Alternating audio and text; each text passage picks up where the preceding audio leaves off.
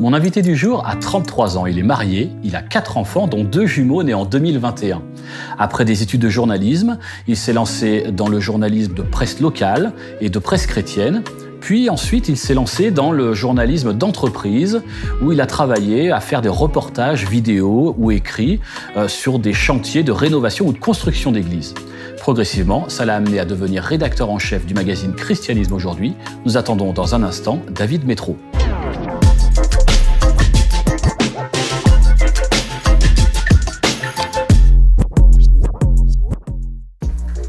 Salut David. Salut Pascal. Alors David, je connais tes accointances avec l'Inde, alors je t'ai préparé un chai exactement comme tu l'aimes, avec du sucre, avec des épices et avec une petite goutte de lait. Parfait. Et voilà, c'est Pascal qui régale. C'est parfait, merci. Alors David, parlons de l'Inde justement. Tu t'es un jour retrouvé en Inde à devenir passeur. Qu'est-ce que c'est que cette histoire ? En fait, on va dire, c'était un peu, je me suis retrouvé dans un espèce de very bad trip avec un ami donc quand on avait 19 ans et on s'est retrouvé alpagué par une bande de jeunes qui nous proposaient d'aller manger au restaurant, au bar et en fait on est devenus assez vite amis, peut-être un peu trop vite. Et après, en fait, ils nous ont proposé de leur rendre un service et nous on a accepté avant de savoir ce qu'il en était. Et en fait, il fallait faire passer des bijoux, en tout cas les déclarer comme étant nôtres. Ah, et vous l'avez fait ? Et en fait, on l'a pas fait.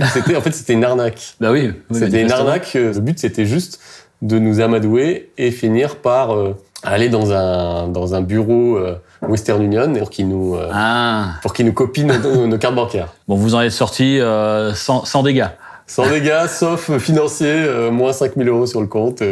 Quand même. Ah ouais, 5 000 €, c'est pas mal. Alors, tu es aussi journaliste. Et puis, ton épouse et toi, vous êtes retrouvés tous les deux à 2 moments différents sur des scènes d'attentats. Oui. Quand j'habitais, on habitait à Paris, en fait, pendant quelques années. Au moment de la vague d'attentats, Bataclan, Charlie Hebdo, etc. Quelques années plus tard, donc en 2017, on a été à 10 jours d'intervalle, tous les deux témoins d'attentats. Donc moi, sur le parvis de Notre-Dame, j'étais à mon bureau et j'ai pris en photo avec un espèce de téléobjectif. Enfin, une photo, mais je savais pas ce qui se passait, en fait, réellement. Tu voyais quelque chose depuis ta fenêtre ? Je voyais quelque chose depuis ma fenêtre, j'ai entendu des coups de feu. Ouais. Et en fait, j'ai pris une photo de quelqu'un qui c'était ton réflexe, quoi. Voilà, qui a voulu agresser avec un marteau des policiers.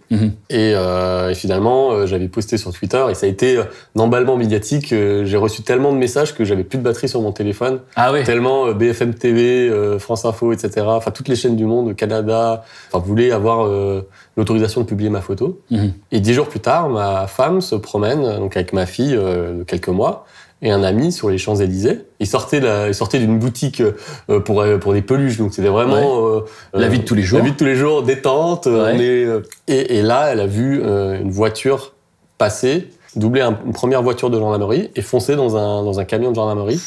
Et la voiture a commencé un peu à non pas exploser, mais plutôt imploser, et avec un espèce de nuage comme de soufre. Donc une attaque à la voiture piégée. Une attaque à la voiture piégée, mais qui a pas fonctionné, puisque la seule personne qui est morte, c'était le terroriste, qui a été débarqué sous les yeux et sous l'appareil photo de ma femme, qui s'est dit que ferait David dans ce moment-là, et qui a pris toute une série de photos qui ont été publiées après un peu partout, et notamment en page centrale. Donc vous êtes devenus des photojournalistes pour le terrorisme. Voilà, sans le vouloir, sans avoir rien cherché.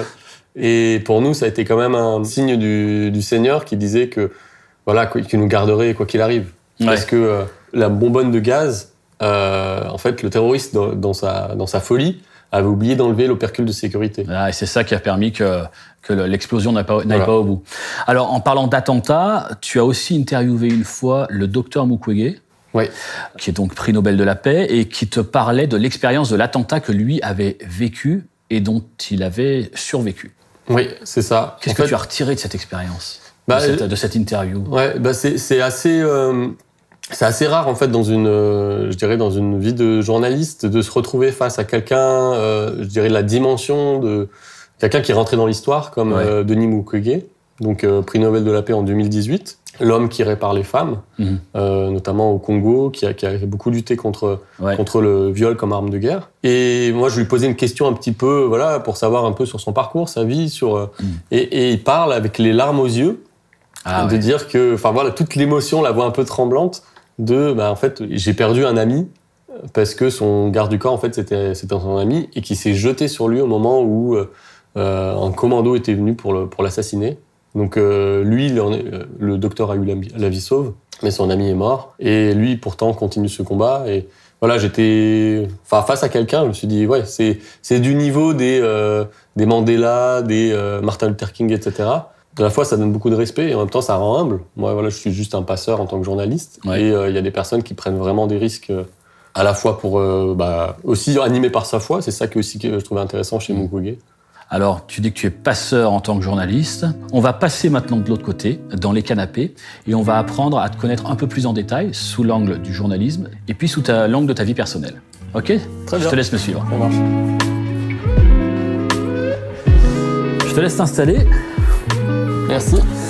Alors, tu es journaliste, et donc, quand on est journaliste, on est quand même assez pointu. Alors, je te propose quelque chose, un jeu assez pointu. C'est le jeu du Mikado. Est-ce que tu connais ? Ouais, je connais les pointes, ouais. Alors, dans le jeu du Mikado, le principe, il est simple. On va chacun retirer une baguette en veillant à ne pas faire bouger les autres. Ok ? Pendant ce temps, je vais te poser des questions, mais je vais te les poser très rapidement et tu vas devoir y répondre très rapidement. Est-ce que tu es prêt ? Ok, ça marche. Ok, alors c'est parti. Alors, David, est-ce que tu es plutôt du matin ou du soir ? Du soir. Est-ce que tu es plutôt chien, chat ou poisson rouge ? Plutôt chien. Ok, de quoi es-tu le plus fier ? De mes enfants. Quelle est la situation qui te met le plus mal à l'aise ? Les personnes qui parlent pour combler un silence. Tu connais parfaitement les capitales des pays, alors dis-moi quelle est la capitale du Kazakhstan ? Astana. Bien vu. Ok, dis-moi pourquoi est-ce qu'il faudrait lire Christianisme aujourd'hui ? Parce qu'en fait, on parle vrai. On parle pas uniquement, on n'essaye pas juste d'embellir les choses. On va à la fois parler des problèmes et aussi de tout ce qui se fait. En fait, on n'est pas juste un truc institutionnel. Quelle est la plus grosse frustration que tu aies eu à gérer ? En tant que journaliste ? Oui. Je pense que c'est de pas pouvoir tout dire. Par exemple, d'avoir sur une enquête énormément de billes, comme on dit dans le jargon, énormément d'informations, et soit pour des questions juridiques, soit pour des questions de place dans le magazine, de pas pouvoir tout sortir. Par exemple sur des scandales, ou alors au contraire sur des interviews, devoir couper une interview. C'est extrêmement frustrant. Ah ouais. Ok, si tu sais que Jésus revient dans 24 heures, qu'est-ce que tu fais ? Si je le sais et que j'en suis certain, je crois que je vais faire le tour de tous mes voisins et je vais toquer à la porte pour leur dire « préparez-vous ». Ouais. Qu'est-ce que tu ne voudrais plus jamais voir dans la presse chrétienne ? Moi, je pense que c'est le côté star des interviews où on va poser une expertise ou avoir un pasteur qui va donner une expertise sur quelque chose dont il n'est pas expert. Non, t'as bougé là. Vas-y, à toi. Ouais, par exemple, des personnes... Des noms. Non, je veux pas forcément des noms, mais c'est plus une attitude. Se dire, c'est pas parce qu'on est pasteur avec un certain succès que on peut forcément se mêler de géopolitique, de politique, d'économie, etc. À quel endroit est-ce que tu aimes le plus prier pour les gens ? J'aime bien prier pour les gens dans les transports. C'est une expérience que j'ai eue quand j'habitais à Paris, dans le métro. Ouais. Et maintenant, c'est plutôt... j'habite en province, donc plutôt en voiture. J'aime bien prier pour les gens que je croise. Qu'est-ce qui pourrait te faire arrêter le journalisme ? Peut-être trouver un métier plus passionnant que ça. Mais ça manque de passion ? Le journalisme manque de passion ? Non, au contraire. Moi, pour moi, c'est ma passion. Donc, pour arrêter le journalisme, il faudrait que je trouve quelque chose d'encore plus passionnant, en fait. Ok, comment fait-on quand on est, comme toi, confronté à toutes les nouvelles ? Tu peux jouer. Souvent, c'est mauvaises nouvelles. Comment est-ce qu'on arrive à tenir ? Je pense que moi, ce qui m'aide, c'est peut-être mon regard. J'ai fait des études d'histoire, en fait, avant. Ouais. Par exemple, ne serait-ce qu'au moment de la crise du Covid, j'entendais « Ah, c'est la pire année qu'on a jamais eue ». Je me disais « Mais 1918 1917, c'était pas des années terribles. Ouais. Et en fait, c'est une façon de remettre en perspective. Voilà, de remettre en perspective. Il y a déjà eu des fois où on a cru à la fin du monde, ou la peur de l'an 1000 ou autre. Voilà, ça m'aide. Est-ce qu'un journaliste doit être un vautour ? Moi, je pense pas. En tout cas, en tant que chrétien, il faut avoir de l'empathie. Ouais. Après, ça veut pas forcément dire qu'il faut avoir de la complaisance. Je pense qu'il y a un équilibre entre empathie et complaisance. Est-ce qu'un journaliste doit se jeter comme ça sur de l'information ? C'est ça, vautour. Est-ce qu'il doit se jeter sur de l'information comme un vautour sur un cadavre ? Faut que ce soit d'intérêt général, en fait. C'est la question. Est-ce que l'information est d'intérêt général ? Oui ou non ? C'est là où, en fait, souvent, c'est le débat est là. Si c'est d'intérêt général, le journaliste presque a le devoir de se jeter sur cette information. Et s'il le fait pas, on pourrait lui reprocher de pas l'avoir fait. David, merci pour cette nouvelle série de réponses auxquelles tu as su répondre vraiment avec brio. Je vois que tu as largement en plus surpassé mon nombre de Mikado. Félicitations. Alors, on va passer à la suite. La séquence suivante, c'est un jeu. Je vais te poser des questions et pendant que je pose ces questions, eh bien, je vais essayer de te faire dire certains mots. J'ai une liste de 5 mots que moi je connais, toi tu ne les connais pas. Si tu arrives à dire un mot sur la liste de 5, eh bien, on fera gagner un spectateur. Si tu arrives à en dire 2, on fera gagner 2 spectateurs, etc. jusqu'à 5. Les spectateurs gagneront le livre que je vais présenter tout de suite. C'est un livre qui est paru aux éditions BLF sous le titre « Faire moins, mieux ». Alors voici le résumé rapide de ce livre. Là, je le lis pour vous, spectateurs. Faire moins, mieux. Apprenez une méthode de productivité à la gloire de Dieu.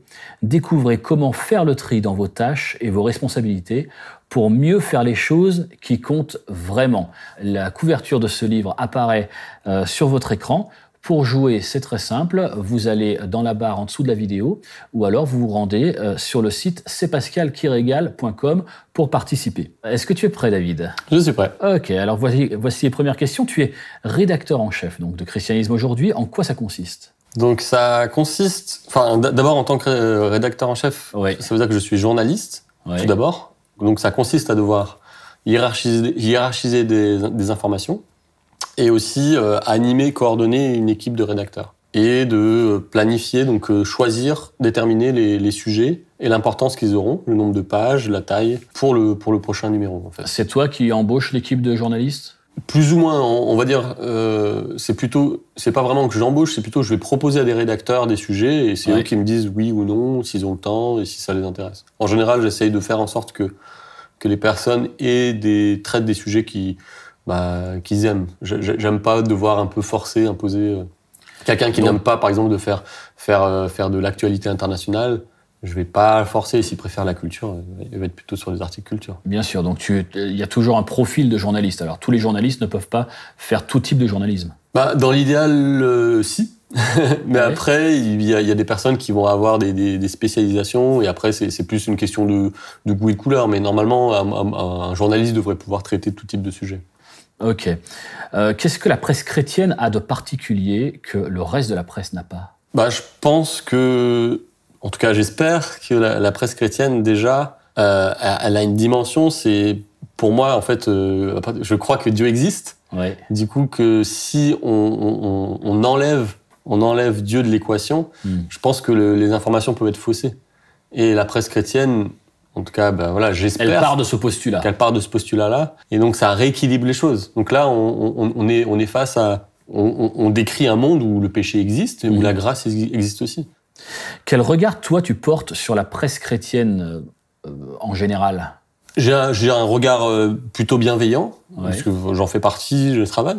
Après, ce que je regrette parfois, c'est que la presse chrétienne, elle soit un peu trop, j'allais dire, une presse d'église et on prêche pour sa chapelle, et parfois à vouloir un peu valoriser, venez regarder ce qui est beau, ce qui est fait dans mon église. En fait, la presse, elle se différencie pas beaucoup d'une feuille paroissiale, si je peux dire. Elle est un peu prosélyte, tu veux dire? Prosélyte, où il va y avoir des angles morts, on va parler pas forcément des problèmes qui rejoignent directement les gens. Est-ce qu'on va oser aborder le sujet de la pornographie, y compris dans les églises, y compris peut-être l'addiction du pasteur, je sais pas. L'avantage de la presse, c'est d'avoir une grande liberté, de parfois pouvoir briser des tabous. En tant que rédacteur en chef, tu dois adopter un ton neutre. Oui. Et tu adoptes en plus un point de vue chrétien, avec ce qu'on a dit. Comment est-ce que tu arrives à gérer ça, à la fois de la neutralité et en même temps un point de vue chrétien? En fait, j'ai la neutralité dans les articles. Après, j'ai aussi, dans les éditos, là, je sors un peu de cette neutralité pour un peu donner un point de vue. Pour garder cet équilibre entre un point de vue chrétien et le ton neutre, ça va être à la fois dans la façon de traiter le sujet et aussi à qui on va s'adresser. Et nous, par exemple, au Christianisme aujourd'hui, on aime bien avoir un peu on va dire ça, des experts, entre guillemets, en tout cas des personnes qu'on va contacter, des interlocuteurs qui sont chrétiens. Parfois, par exemple, on peut faire un sujet sur l'écologie, on va avoir des gens qui sont experts, mais qui sont chrétiens. Ouais. Donc ça va déjà colorer d'une certaine manière. On va avoir quand même un focus qui va être mis sur certaines personnes. Et ça va enlever le champ. Par exemple, on n'a pas eu des personnes qui disent que il faut absolument, par exemple, se suicider pour la planète. Déjà, c'est le genre d'opinion qu'on verra pas, ou si ce n'est pour qu'elle soit contredite directement par quelqu'un qui va défendre l'inverse avec des valeurs chrétiennes.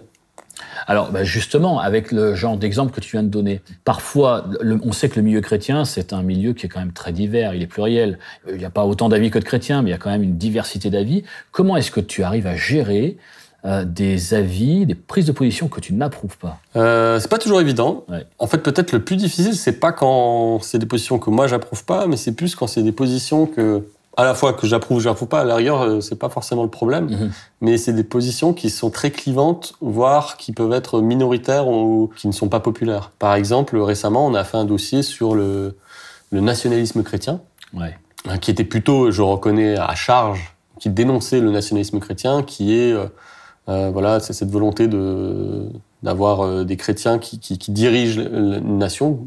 C'est beaucoup plus un débat aux États-Unis qu'en France. Et en fait, dans ce dossier, on a eu beaucoup de critiques, beaucoup de gens qui n'ont pas compris, qui ont dit mais attendez, ça veut dire que et si jamais un président devenait chrétien, ça veut dire qu'il devrait démissionner. C'était pas le propos. Mais là, du coup, c'est difficile parce qu'on se retrouve un peu pris entre deux feux. À la fois des personnes, dès que ça devient un peu politique, chacun a son avis. Et chacun veut que nous, en tant que journalistes, on aborde les sujets sous cet angle, et les autres veulent que ce soit de l'autre côté. Et nous, on est au milieu, un peu comme dans un champ de tir, et on essaye de dire que non, ça serait intéressant que vous discutiez entre vous, mais tirez pas sur nous. Ok, David, merci pour ces réponses. Tu as réussi à trouver 3 mots, donc on va pouvoir tirer 3 personnes au sort, donc qui vont remporter chacune. Donc le livre « Faire moins, mieux », qui est offert par notre partenaire, les éditions BLF. On va prendre maintenant un petit moment pour apprendre à te connaître. On va aller un petit peu plus profondément sur la personne que tu es, toi, David Métro. David, tu as grandi avec des parents chrétiens qui étaient engagés et qui étaient missionnaires en Roumanie. Oui. Qu'est-ce que c'est que d'être enfant de missionnaire ? En fait, mes parents étaient missionnaires, mais ils n'ont jamais, en tout cas, revendiqué le titre. Ils se présentaient pas comme tels, même si, de fait, ils l'ont été. Ouais. Ce qui était pas évident, c'était toujours cette question de l'exemplarité. Il y avait toujours un peu cette question un mot qui revenait souvent, c'est attention, le témoignage. Donc, il fallait endurer beaucoup de choses. Notamment, on avait une maison qui était très ouverte, très accueillante. Il y avait beaucoup de personnes en rupture, que ce soit familiale ou dans des situations d'addiction, drogue, etc. Il y avait des gens qui étaient parfois sans papier, etc., qui étaient à la maison et qui restaient longtemps. Et nous, en tant qu'enfants, il fallait qu'on endure ça. Et il fallait surtout qu'on se taise. Il fallait pas râler. Et si au bout de... mais comment ça se fait qu'un tel, ça fait 6 mois qu'il est là Non, c'était dur à supporter parfois ? C'était parfois dur à supporter. Est-ce que ça a influencé ta foi ? Oui, je pense que pour moi, c'était un modèle, mais ça n'a pas été... Il n'y a pas eu d'impact négatif sur ma foi. Ouais, ça aurait été ma question. Est-ce que ça a pu... te donner une mauvaise image ou une image un petit peu dégradée ou pénible à vivre de la foi chrétienne ? Ce que moi je voyais, c'est que tous les chrétiens n'étaient pas aussi radicaux dans cet engagement auprès des plus pauvres que mes parents. Et là, du coup, je me disais, est-ce que c'est mes parents qui sont dans le juste, à prôner de faire pareil, d'ouvrir les portes, d'héberger tout le monde, etc. Ou est-ce que c'est les autres qui sont un peu tièdes ? Donc, des fois, j'étais un peu tiraillé. Et oui, ça a suscité des questionnements, mais pas au point de me dégoûter de la foi chrétienne. Il y a eu des moments où tu as douté de la foi ? Oui, quand j'avais... en fait, même assez jeune, je réfléchissais beaucoup, j'étais un peu solitaire. Et je réfléchissais notamment... en fait, je m'étais dit, c'est trop facile que je sois tombé dans une famille chrétienne. C'est trop facile, donc il faut que je parte de zéro. J'essaye d'oublier, mais je faisais que dans ma tête un peu partir d'une feuille blanche. Voilà, un peu le doute, le doute cartésien, un peu le doute, je sais pas si c'est le mot, hyperbolique. Et j'avais fait cet exercice, et à chaque fois, en fait, j'arrivais pas au bout de la journée, en fait, le soir, je revenais et je dis non, s'il n'existe pas, mais quel sens ? Qu'est-ce que je fais, moi ? Je suis perdu. Enfin, il y avait quelque chose de, sans le savoir déjà, de relationnel avec Dieu. Qu'est-ce qu'il a fallu pour que tu décides de faire du journalisme dans la presse chrétienne? Pourquoi chrétienne? Ça s'est fait à la fois par opportunisme, sans que ce soit dans le négatif de dire opportunisme. C'est l'occasion qui s'est présentée. C'est l'occasion qui s'est présentée. Mhm. On avait un exercice à faire, un portrait de quartier. Ouais. Et lors de ce portrait de quartier, j'avais rencontré un prêtre catholique. Ouais. Et ensuite, j'avais fait un portrait du prêtre sur le thème de l'union et du mariage. Et du coup, j'avais rencontré cette personne qui acceptait de bénir les personnes qui avaient été divorcées, ce qui n'est pas le standard dans l'Église catholique. Grâce à cet article qui était juste un exercice, comme un brouillon, et qui avait été noté par mes profs, ensuite, j'avais pu faire un stage à la Croix. Et après, ça t'avait mis le pied à l'étrier. C'est ça. Et après, j'étais devenu un peu... Ça avait coloré un peu de façon chrétienne, catho, sans que je sois moi, mon CV, ce qui a permis de faire des stages, etc. Tu mets ta foi aujourd'hui en action à travers donc, ton activité professionnelle. Ouais. Est-ce que pour toi, tu peux considérer que le livre de Jacques dans la Bible a une influence particulière? Ouais. Après, je pense que ça relie peut-être ce que je disais tout à l'heure par rapport à l'éducation de mes parents, par rapport à cet accueil, etc. Dans Jacques, moi, ça me parle, c'est la foi qui sauve, certes, mais il y a aussi les œuvres qui sont importantes. C'est de poser des actes et aussi s'intéresser aux plus pauvres. C'est pas forcément que des pauvres en argent, mais pauvres en esprit. Et je pense que c'est pas faire insulte aux lecteurs de dire que moi je travaille aussi pour les pauvres en esprit, et peut-être le premier, c'est moi-même. David, merci beaucoup pour cet échange, la richesse de ce que tu as apporté. Est-ce qu'on peut conclure en connaissant le verset que tu préfères? Est-ce qu'il y a un verset qui te touche particulièrement? C'est peut-être pas mon verset préféré. Enfin, j'ai plusieurs versets que j'aime bien, mais il y a un verset qui m'a parlé ces derniers temps. C'est le psaume 116, les versets 1 et 2. Ouais. J'aime l'Éternel car il entend ma voix, mes supplications, et il a tendu son oreille vers moi, et je l'invoquerai toute ma vie. David Métro, merci beaucoup. Merci pour ce moment qu'on vient de passer. Et puis à vous tous, chers amis, je vous retrouve la prochaine fois pour un nouvel épisode de C'est Pascal qui régale.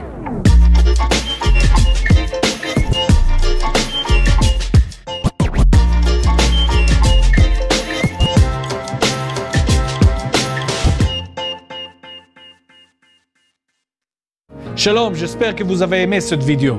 Abonnez-vous pour ne pas rater nos programmes. Merci de faire partie de notre famille TBN. Que Dieu vous bénisse. Shalom de Jérusalem.